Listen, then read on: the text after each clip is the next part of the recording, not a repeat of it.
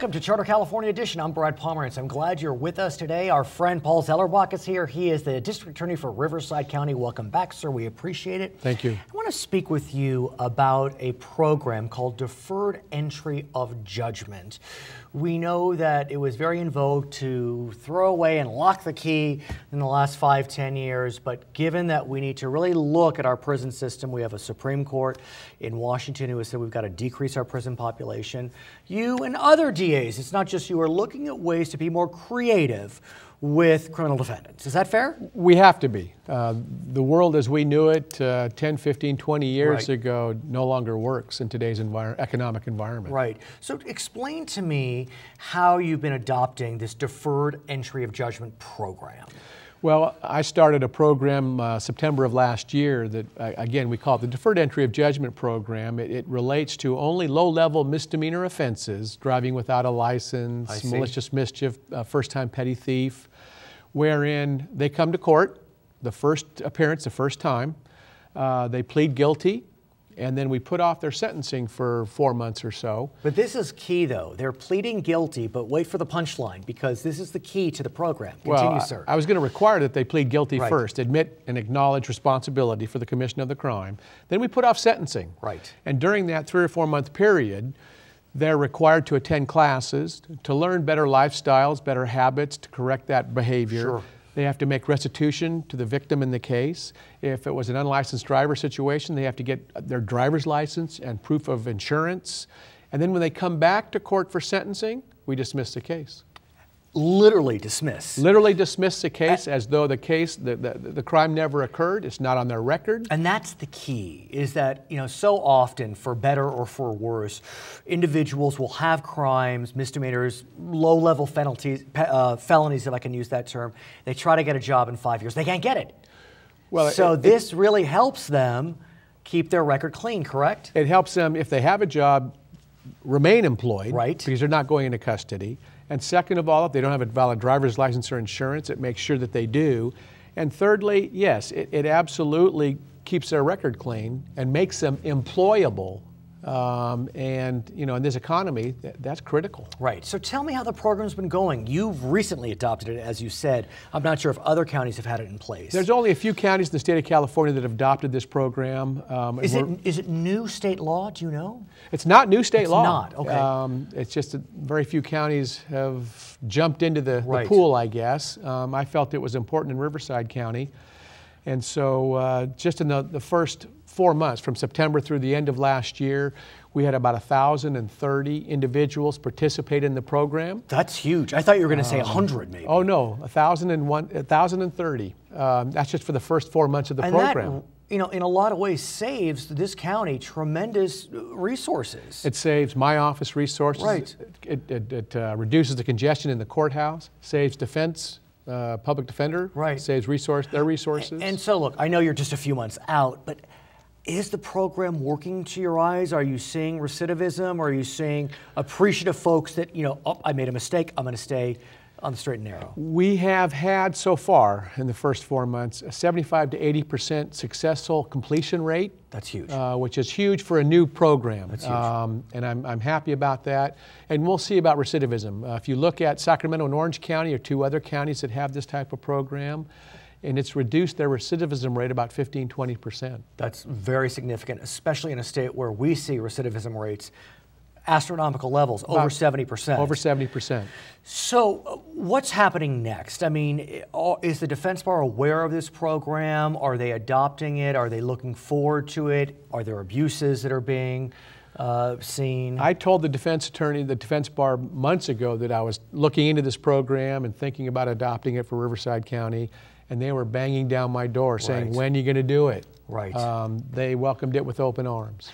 Does this at all impact the pressure that all 58 counties have been feeling as a result of prison realignment, the program whereby counties are taking low-level offenders from state prison, having to incarcerate them in county jail?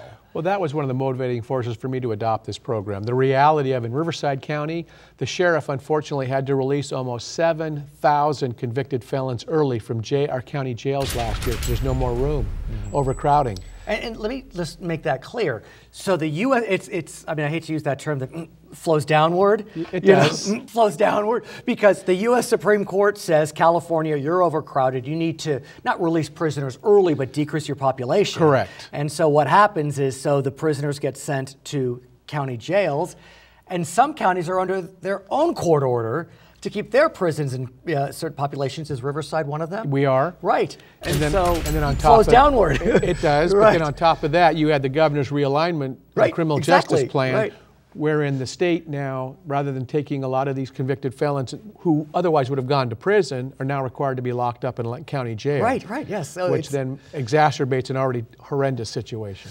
Okay, so back to Riverside County as a microcosm for all counties, because in a lot of ways it is.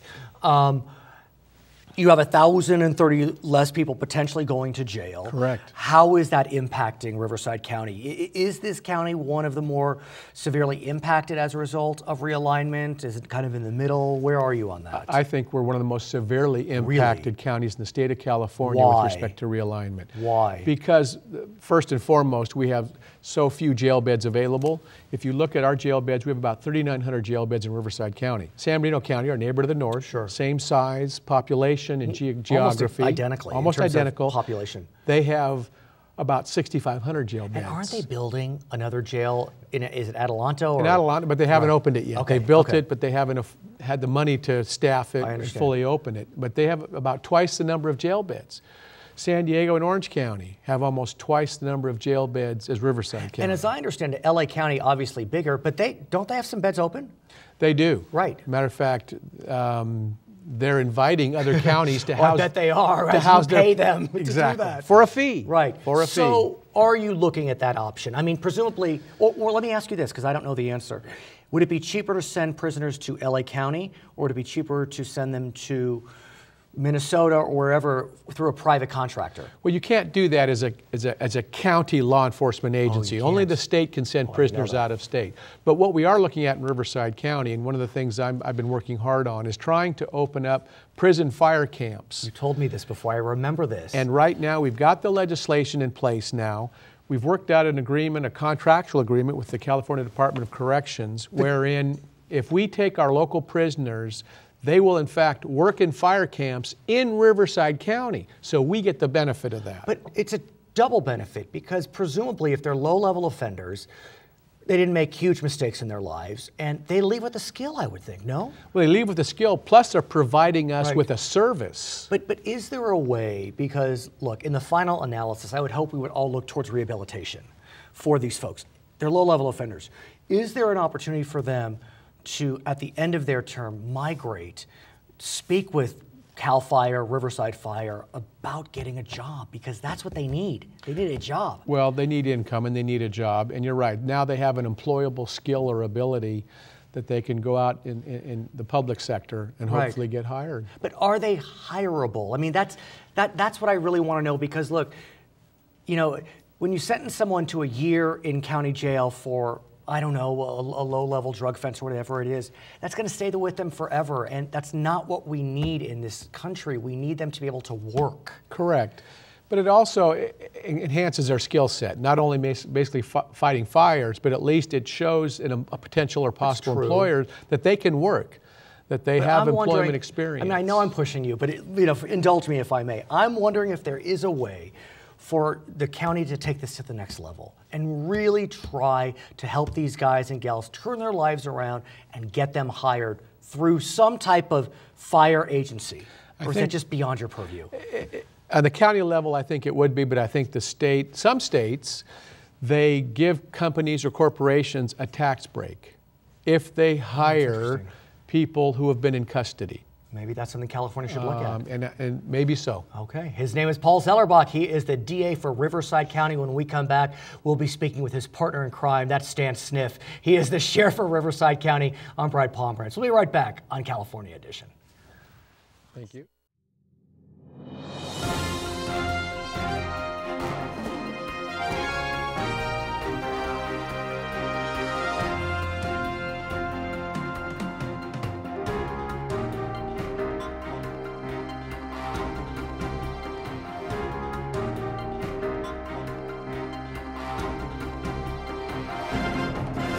Welcome to California Edition. I'm Brad Pomerance. I'm glad you're with us today. We begin our program with Stan Sniff. He is the sheriff for Riverside County. And sir, you made some noise nationally. You wrote a letter to California Senator Dianne Feinstein voicing your opposition to her proposed assault weapons ban bill. Right. For our viewers, for me, what exactly is an assault weapon? Well, technically, an assault weapon is a military term, and it developed after World War II for infantry weapons. And the AK-47 that many people have seen the silhouette nationwide for wars of liberation and that sort of thing, the Soviet bloc, former Soviet bloc, that is a weapon that fires on full automatic. And also, and what does full automatic mean? When you hold down the trigger, it fires out continuously one round after another until the gun is empty. And how many bullets could be in that automatic round? Is well, it as fast magazine as size? Typically the magazines are 30 or 40 for that particular weapon, and for most assault rifles, military assault rifles, it's 30 or 40 rounds, sometimes even more. But so okay, California has separate laws. As a general proposition, do we have assault weapons, assault rifles permitted under state law? Well, the answer is twofold to that. One, it's applied often for civilian weapons where it really does not apply appropriately. As I mentioned earlier, this was an infantry weapon conceived and designed for the military to lay down vast volumes of suppressive fire. Right. So for civilian purchase for many years, a variant of that only fires one round every time you pull the trigger has been available. And what is that called? That's called semi-automatic. That's semi-automatic. Semi-automatic, and that is no different than your father or grandfather's traditional hunting rifle that was semi-automatic. So today in California, are semi-automatic weapons legal? Yes. Under Dianne Feinstein's proposed legislation, we'll forget about what was the law in the 90s and then into the 2000s. Where does she come down on the issue of automatic and semi-automatic weapons? Well, she groups them all together under this misnomer called assault weapons. And because of the look or cosmetic appeal of weapons that look military are not, and the military would not normally use those type of weapons ever overseas. They do not fire full automatic. They do not fire a 3-round burst, 3 shots with one single pull of the trigger. They're all semi-automatic. The guts of the guns that she was proposing to outlaw are basically the same as any of their other hunting rifles that have traditionally been around, other than a collapsible stock, a pistol grip, and other accoutrements like a muzzle. So do you have any concerns if the federal government banned true assault weapons? True assault weapons, not semi-automatic, but true automatic assault weapons. Well, see, that's been the point, because those have been banned all the way back to the 1930s. Nationally? That's correct. So those are not allowed, even today, forget the assault weapons ban of the 1994. The only people that can purchase those things are through special agreement with the federal government, and they have to be licensed specifically to carry that. There's very few of those that are available. So why, a lot of sheriffs, a lot of police chiefs have come out in favor of Dianne Feinstein's bill. Why are you opposed? Why do you think it's important that civilians be able to purchase, let's call them semi-automatic weapons? Well, the reality is that the majority of law enforcement has not supported those bills.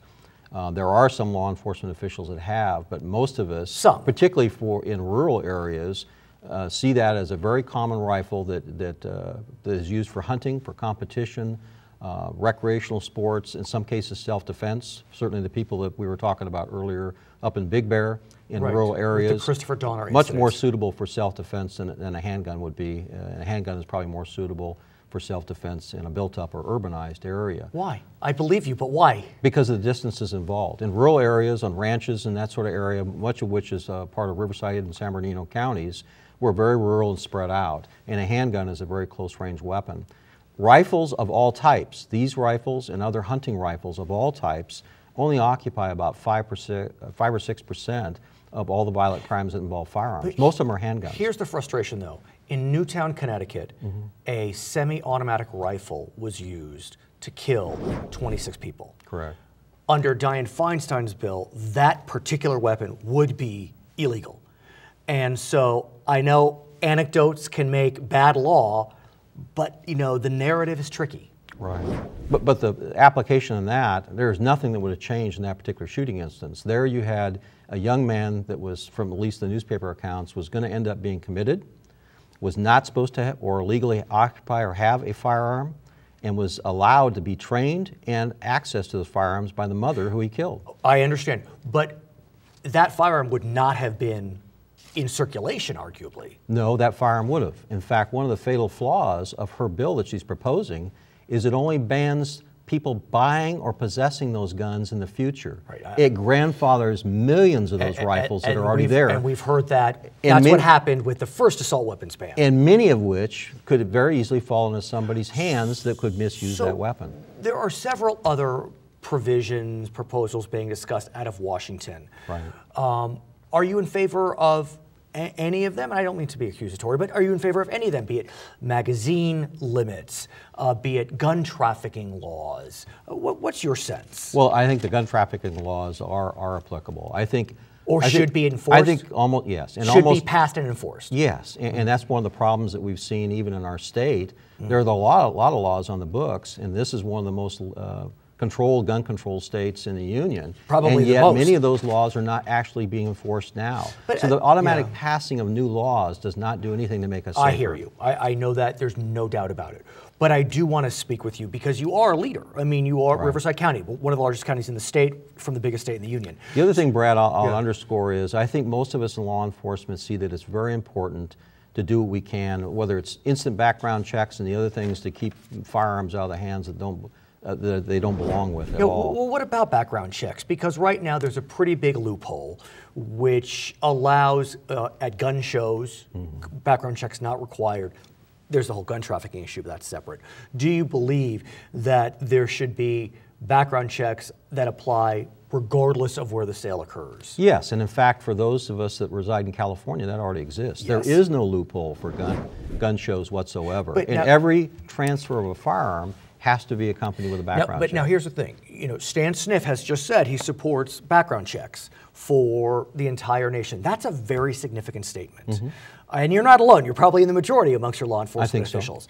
And so are you willing to kind of get that word out? It's, this letter to Senator Feinstein was nice. It focused on one element, but what about issuing a letter saying, but Senator, I do support instant background checks? Well, if that was what the senator's legislation, That's she true. would see that. That's and true. So my point of my letter was addressed to specifics of a legislation she proposed. And so the issues, for example, on the president proposing a lot of different points, I think some 24 different points, those were interesting and I think probably widely accepted by a large part of the population. The problem is he doesn't create legislation, he calls for it. When Senator Feinstein presented this legislation, that is a specific articulable piece of legislation. But on the issue of background checks, I mean, the NRA, they do some good work, and I'm not commenting specifically on them, but they're against closing the gun show loophole. They're against magazine limits. Right. I mean, it's important to have a sheriff say the NRA is wrong on this, Absolutely. if that's what you believe. And I don't disagree with that, and I think many of us already do that, and I certainly participate in a lot of discussions on firearms. But from the ban point, and I don't represent necessarily that viewpoint, but there is a well-intentioned viewpoint that they're on a slippery slope, and no matter what has occurred, it always seems like things get throttled up with increased gun control laws filling the agenda. Really? I mean, over the last 20 years? No, I think we're seeing that specifically in California. And what's interesting is the federal law, I'm not sure where that's going to go and whether that catches up to where we are in California. But what we are seeing in California is a concerted effort utilizing those same arguments to ratchet up a state that is already one of the most controlled in the entire nation. But in California, we are, as you say, the most restrictive. Is the world coming to an end? I mean, it seems as if it's working. Well, then why would we end up having a whole raft of new bills being proposed over the last Side month? issue. Well, no, it's a real issue because those are the ones that tie our hands locally. But on the federal side, though, I mean, if California is the incubator, arguably it's worked. Sure. Well, I think there's a merit to that. I'm not sure all of them have worked because we don't enforce all of them. But clearly, the nation could learn a lot by California's example. But California right now is in the thrust of going well beyond that. Great conversation. You're a good man. Thanks for joining us. His name's Stan Sniff. When we come back, we'll be speaking with the mayor of Jurupa Valley. I'm Brad Pomerance. We'll be right back on Charter California Edition.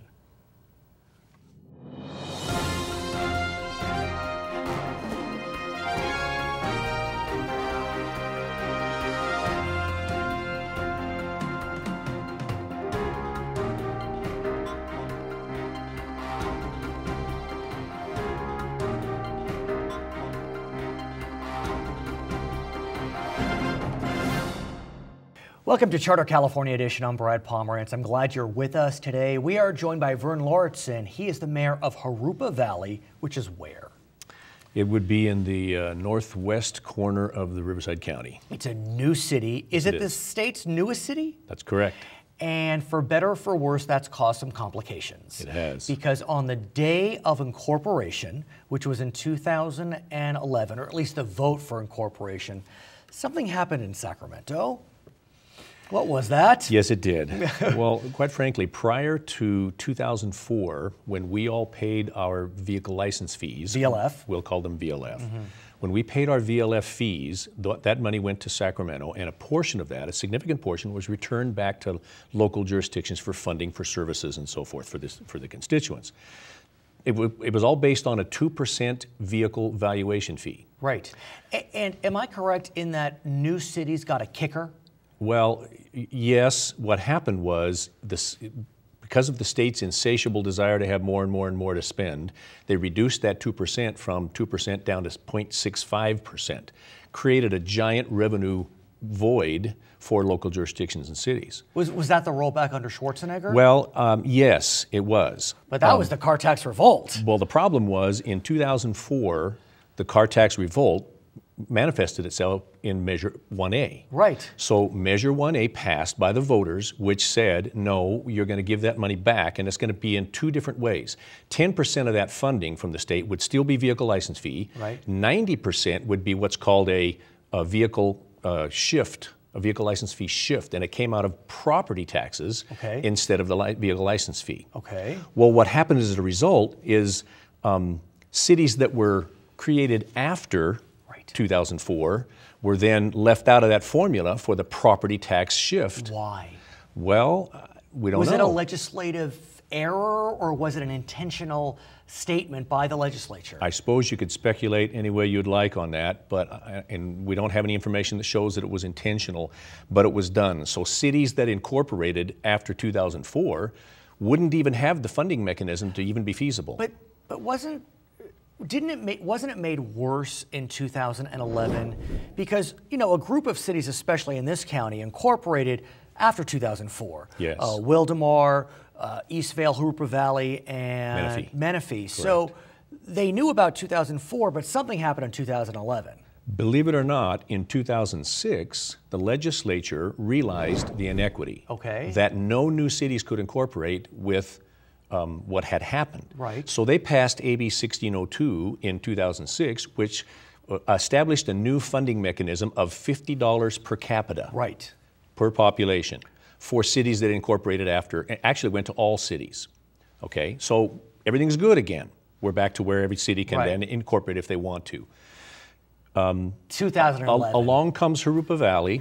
In about 2009, we do a feasibility study. We try to incorporate. In that feasibility study, you have to certify and document that you have the funding mechanisms to be able to provide at least the same service the county has been providing. Okay, that was all done. You have to get certified by LAFCO. You have to get County Board of Supervisors approval. Formation Commission. Commission, correct. All of that happened. We were determined to be feasible, even with a reserve at the end of the first year. So things looked pretty good. And then we run our election. Our incorporation date was established as July 1, 2011. Our election was in March of 2011. So you have from March till July to kind of get up and running, to officially start in July. So you have to get your city manager and your clerk, the legal aspects. You have to have a set of codes and ordinances adopted. So we did all that. We ready to establish our incorporation on July 1, 2011, and 2 days prior to that, on June 28th, the state passes SB 89, which essentially, again, wipes out all of the VLF funding for cities. So on our incorporation day, we lose 43% of our budget. It amounted to about $7.2 million for the city of Jurupa Valley. But here's what's frustrating for folks like yourself. In 2012, there was a legislative fix. Correct. And it looked as if everything was going to be restored to the way it was. But as I understand it, there was some lobbying done through the governor's office, and the governor vetoed the fix. That's correct. And so you were back to the misery of June 29th, 2011. That's correct. There's some good news, though, Verne, as I understand it, Mr. Mayor, and it occurs specifically in this county, Riverside County, but possibly in Sacramento as well. That's right. So talk to us about those dual fixes, one temporary, one more permanent. We have pursued, once again, kind of a dual path here, a legislative fix and a budget fix. We tried that last year, right, and we got met with a veto. Right. Senator Richard Roth, who has been recently elected, right, has been a champion of our cause, understands the inequity that's taken place here. And arguably, given that he's a Democrat in this county, the governor may look more favorably. Well, we did have some Democrat participation last year, too. And fortunately, this really isn't a Democrat-Republican issue. True. It's a matter of what's right. But, I mean, the county had more Republicans in Sacramento. Now it has some more Democrats. You know, I'm just speculating. But be that as it may. Be that as it may. Well, Richard is carrying a piece of legislation in conjunction with several others who are co-authors to this bill.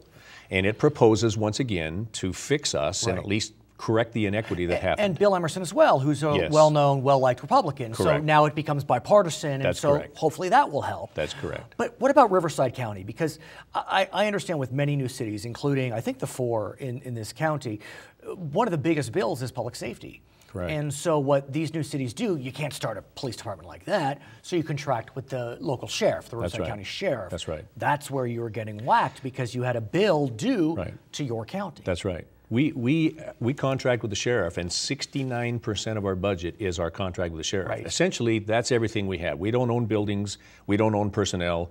The biggest thing we have is our contract with the sheriff. But you had a 43% hit with the state, 69% owed to the county. Correct. I mean, what'd you do? We reduced our contractual agreement with the sheriff by 10%. That bought us a little time of cash flow so that we could stay solvent. Okay. We can go another 10% if we have to, but the sheriff tells us if he can't go more than that because it then puts his own deputies in jeopardy. But didn't the sheriff, or the county, I should say, agree to change your payment plan? Just this last week, we've been negotiating with the county to re-amortize our transition payments and our revenue neutrality payments. That says a county cannot be harmed by the loss of revenue when a city incorporates. So we owe them a little money in that process. So that's a nice stopgap. Yes. While Sacramento is working to... So they've offered us to extend that out another 3 or 4 years. Okay. So that we can then stay afloat and keep our cash flow going until we can get it fixed in Sacramento. But I have to ask you, Mayor, a lot of rumors are running around about these 4 cities, as well as San Bernardino. That's a whole other conversation. Right. About whether disincorporation really is the only ultimate path. What's your sense of those rumors? We have no intention of disincorporating, none whatsoever. But let's, for argument's sake, say that Mr. Senator Roth cannot get that bill through. The governor doesn't sign it, doesn't pass, vetoes it. What other choice do you have? If the bottom falls out, we hope that we can eke this thing out by getting very aggressive with economic development. That's what I was going to say. What about sales tax? That's a sales tax. A sales tax, a half-a-cent sales tax increase, were we able to do that, would generate about $3.5 million for us. Are you going to go to your voters and ask for that? We don't want to. Right. Does anybody want to go to the voters and ask for more taxes at this point in time? But yet the voters were generous with Prop 30. Yes. And so if it's, one could argue if it's really for the hometown, they'll want to keep Jurupa Valley strong and safe. And we feel that it would not be well received in the community. We have a community that's, many are struggling, many are... Would you need half or 2/3 for a general sales tax? 2/3. 2/3. That's a tough battle. Correct. That's a very tough battle. So if you levied an assessment parcel fee, or if you did a sales tax increase, we still would only generate about $3.5 million on the sales tax and about $2.5 million on the assessment fee. That still doesn't get it for us. Okay. His name is Verne Lauritzen. He is the mayor of Jurupa Valley. My name is Brad Pomerance. Thank you so much for watching Charter California Edition.